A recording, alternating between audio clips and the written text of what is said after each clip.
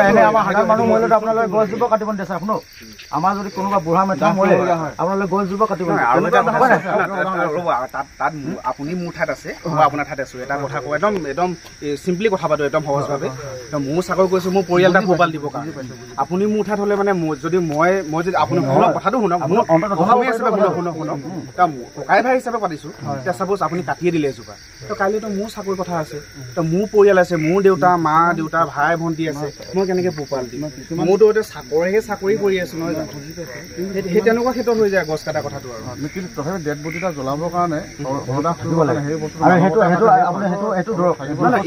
এতিয়া শ্মশান কাৰণে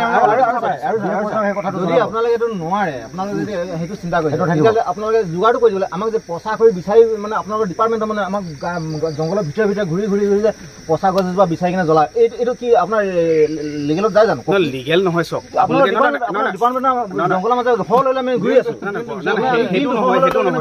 সেইটো নহয় তেখেতো আপোনাৰ কোনোবা এজন ভাইটিয়ে হ'ব পাৰে কিবাই হ'ব পাৰে তেখেতো এটা সৰু ল'ৰা চবেই উঠি অহা ল'ৰা তেখেতে হয়তো কৰিবই নহয় জানো কওকচোন বা সৰুৱে নহওক কিয় ডাঙৰে নহওক কিয় চাকৰি ক্ষেত্ৰতো চবৰে এটা চুলিৰ মূৰতে জিঅ'টো লৈ থাকে না চুলিৰ আগতে এই কাইলৈ তেওঁ এতিয়া কাৰোবাৰ আণ্ডাৰতহে আছে ঠিক আছে দেউৰী বা কোনোবা শইকীয়া আহিলে কাটি দিলে গছ এজোপা এতিয়া তেওঁতো এটা চাকৰিৰ কথা চিন্তা থাকে নহয় তেওঁৰ এটা এতিয়া ধৰি লওক মই